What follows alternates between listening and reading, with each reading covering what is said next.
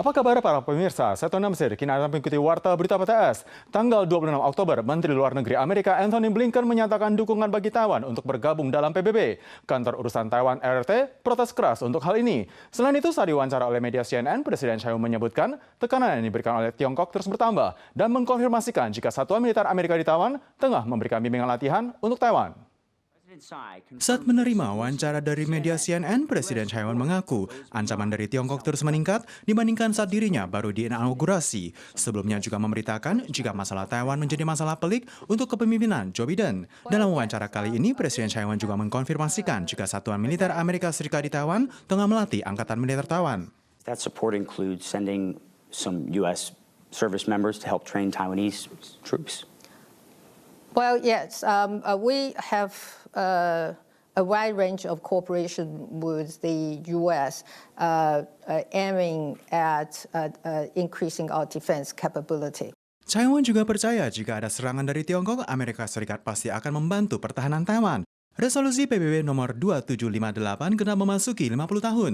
Menteri Luar Negeri Amerika Antony Blinken pada tanggal 26 Oktober menyatakan dukungan kepada Taiwan untuk bergabung dalam PBB. Ia menyebutkan untuk mengesampingkan berbagai halangan dan tugas keorganisasian terkait Taiwan bergabung dalam PBB, menyuruhkan kepada seluruh negara anggota PBB agar dapat memberikan dukungan kepada Taiwan. Blinken juga menegaskan Taiwan adalah sahabat Amerika, kisah nyata akan kesuksesan demokrasi. Presiden Tsai mencuit ucapan terima kasih melalui akun Twitternya. Tapi hal ini kembali membangkitkan ketidakpuasan dari Tiongkok. Ada seorang pilot FAR yang telah mendapatkan vaksin 2 dosis. Pada tanggal 27 Oktober dinyatakan positif tertular COVID-19. Serikat Buruh menyampaikan jika pilot sempat ditugaskan saat karantina. Serikat Buruh menyebutkan jika kondisi fisik dan mental pilot adalah sebuah permasalahan dan berharap tidak menjadi penugasan berkelanjutan saat karantina, yang mana tidak ada kesempatan untuk beristirahat.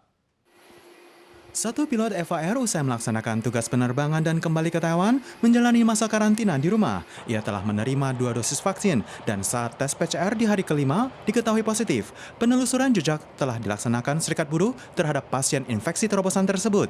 Namun karena semasa karantina sempat ditugaskan, kini semua yang sempat berinteraksi dengannya tengah dipantau kondisinya. 这5天，你说他被关在这个检疫旅馆，你不能出门，可是你却能派飞。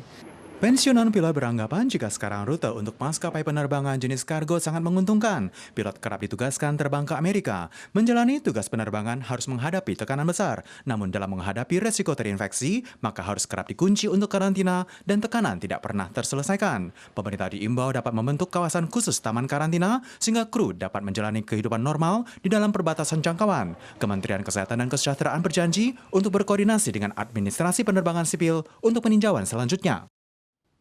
Setiap tahun, masyarakat Taiwan menghabiskan lebih dari 80 miliar dolar Taiwan untuk minum kopi. Namun cakupan kopi lokal di pasaran tidak mencapai 3%. Institut Riset Pertanian berhasil menciptakan produk kopi unggulan Tainung 1, di mana ada harum buah plum saat dicium dan miliki aroma kacang saat diminum. Cocok ditanam di dataran rendah dan menengah. Akan tetapi, untuk produksi massal masih membutuhkan masa 4 hingga 5 tahun.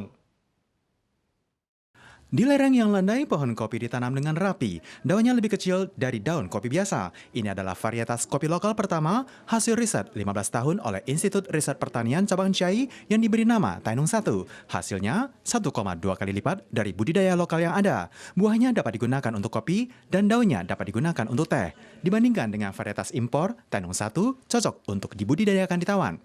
Jika dicium, Tainung 1 memiliki harum buah plum. Saat diminum akan terasa aroma kacang dan mencapai level kopi unggulan. Taiwan saat ini masih mengimpor kopi sebanyak 36.000 ton. Sementara cakupan kopi lokal tidak mencapai 3%, yang khususnya ditanam di Chiayi, Pingtung, Nantou, dan Taitung. Pihak TARI berharap mampu membantu petani memperluas peluang pasar kopi yang ada dengan aroma yang unik dan segar.